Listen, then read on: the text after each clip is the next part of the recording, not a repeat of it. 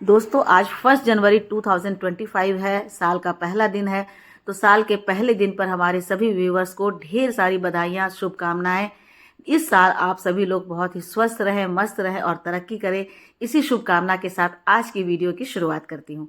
तो दोस्तों मैंने जितने भी वीडियो मैंने डाले हैं, इधर हाल फिलहाल में मैंने बहुत सारे वीडियो डाले हैं गुलाब पर, गुड़हल पर और गुलदाउदी पर। सबसे ज़्यादा मैंने गुड़हल पर डाले हैं, गुड़हल की केयर टिप्स पर डाले हैं कि किस तरह से गुड़हल की किस तरह की मिट्टी बनाकर लगाना है, कौन कौन से फर्टिलाइजर डालने हैं, क्या उनकी देखभाल करनी है, धूप में कितने देर तक रखना है, साथ ही साथ कब उसकी कटाई छटाई करनी है।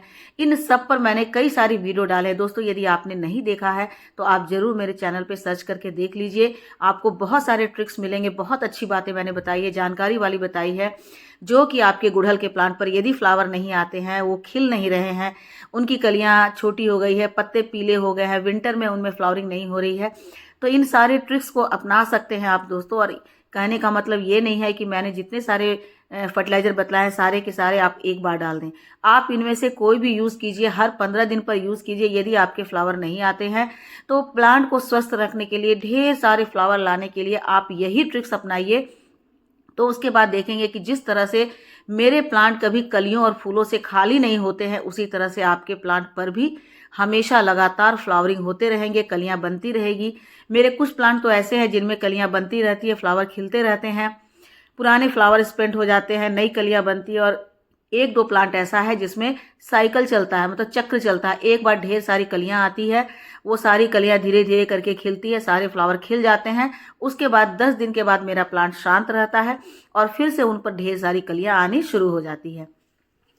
तो मैंने अपने जितने भी अभी जो वीडियो में मैंने बतलाए हैं, अभी पिछला वीडियो मैंने मेरे गुलाब पर थे, उसकी भी आप केयर टिप्स दे सकते हैं दोस्तों।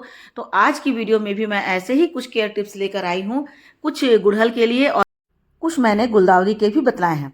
दोस्तों एक बात और है कि मैं जो भी आप लोगों को केयर टिप्स बतलाती हूँ, जो फर्टिलाइजर बतलाती हूँ, वो मैं बजट वाले ही बतलाती हूँ। ऐसा मैं बतलाती हूँ जो कि हमारे घर में अवेलेबल हो, हमें बाहर उसके लिए नहीं जाना पड़े। क्योंकि मैं जानती हूँ कि जो गार्डनिंग कर रहे हैं, कई बार ऐसा होता है कि वो मार्केट नहीं जा पाते हैं, नर्सरी नहीं जा पाते हैं, किसी भी कारण से या बहुत व्यस्त होते हैं और चाहते हैं कि आज ही आज हम अपने प्लांट पर ये सारे डालें।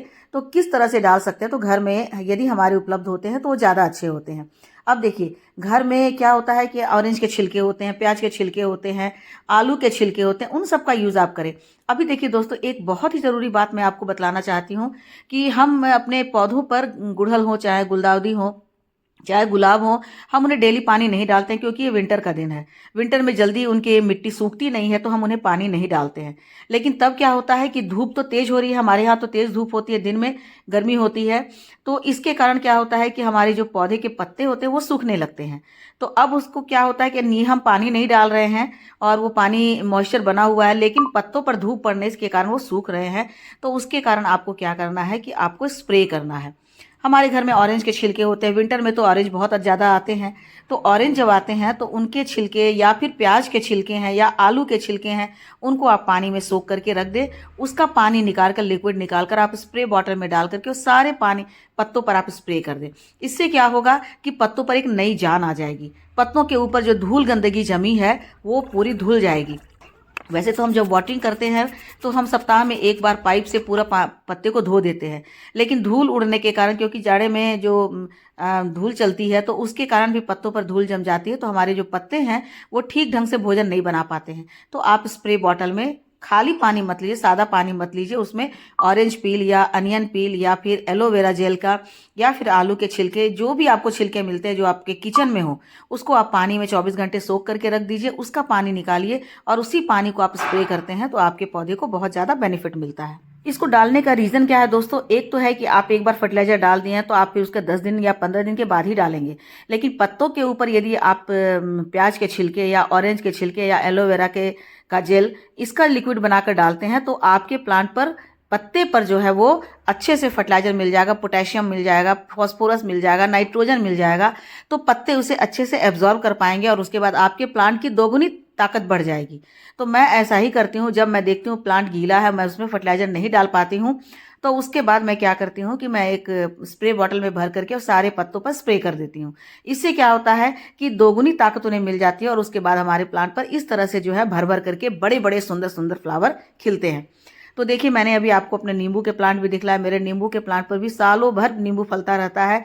मतलब 3 4 5 बार उसमें नींबू फल जाता है। हर बार कुछ बड़े होते हैं, कुछ छोटे होते हैं। तो उसमें इसी तरह से फर्टिलाइजर यूज़ करते हैं। मतलब फर्टिलाइजर यूज़ करने का तरीका है कि यही नहीं है कि आप मिट्टी में फर्टिलाइजर डाल दें। आप उनको लिक्विड रूप में यदि स्प्रे करते हैं तो पत्ते जो है बहुत तेज़ी से एब्जॉर्ब करते हैं। अब पत्ते पर जब आप स्प्रे करते हैं तो उन्हें आपको कब करना है? एकदम अर्ली मॉर्निंग करना है, जब आपके धूप नहीं निकले हों। और या फिर आप शाम को कीजिए, जब धूप ढल जाते हैं तो उससे वो पत्ते पर बने रह जाते हैं और पत्ते उसको एब्जॉर्ब कर पाते हैं।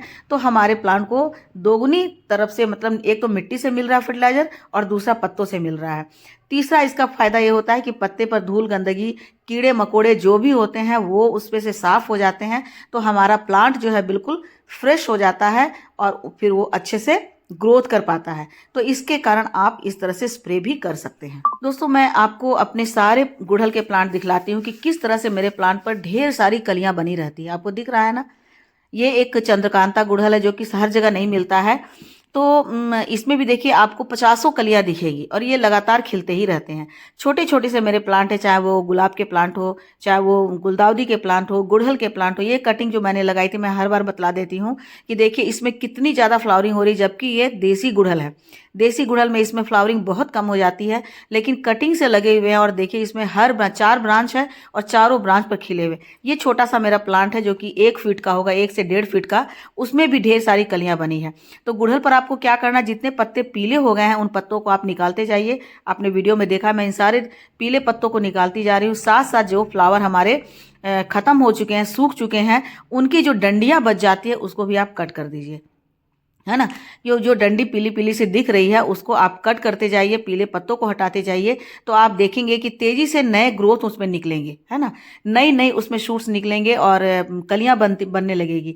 यदि आप उसे नहीं निकालते हैं तो क्या होता है कि प्लांट जो है, जो आप प्लांट पर फर्टिलाइजर डाल रहे हैं वो सारा का सारा वेस्ट हो जा रहा है, क्योंकि सूखी पत्तियां हैं, पीली पत्तियां हैं, सूखे डाल है, वो सब उन्हें एब्जॉर्ब करते रह रही हैं।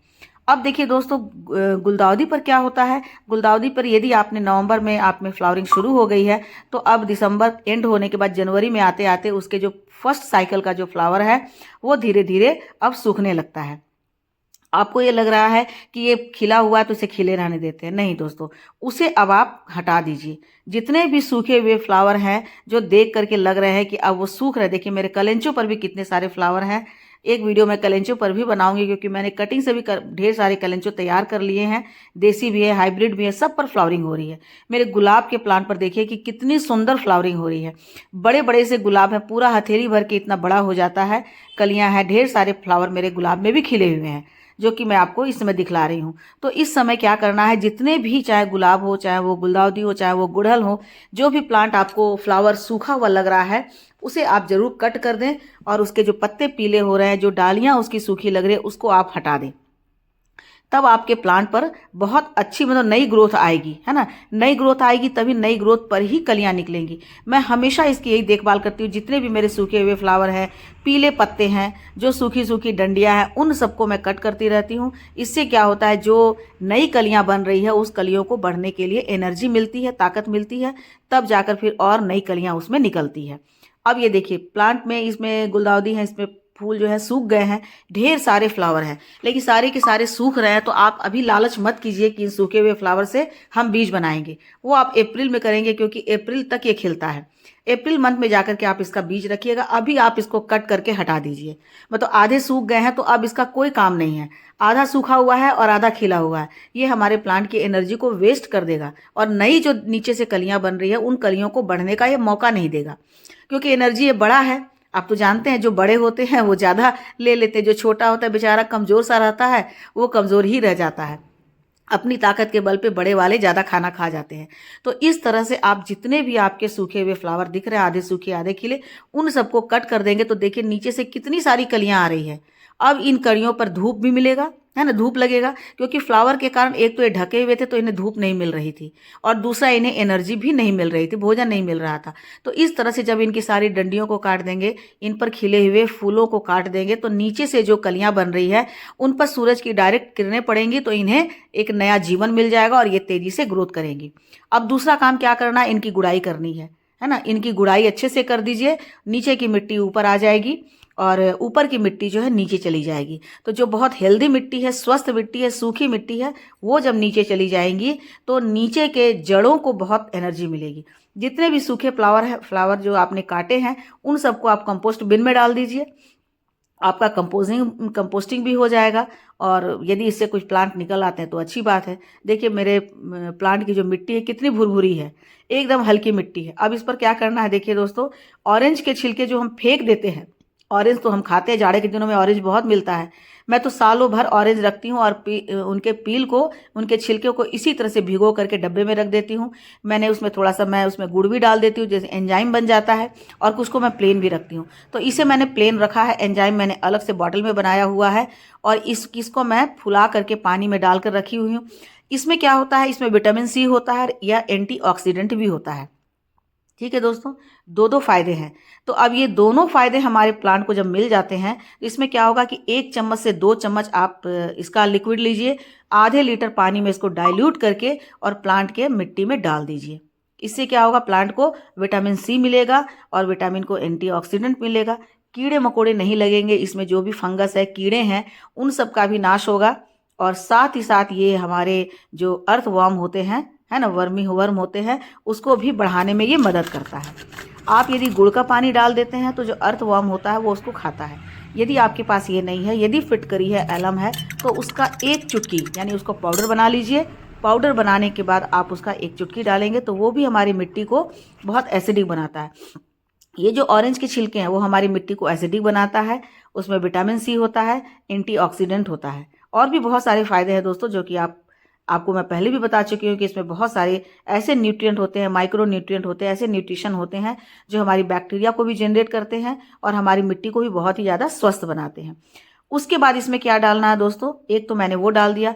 दूसरा, जाड़े के दिनों का जो सबसे अच्छा फर्टिलाइजर, जिसमें potassium, phosphorus, magnesium, calcium, iron, nitrogen होता है, वो है सरसों की खली।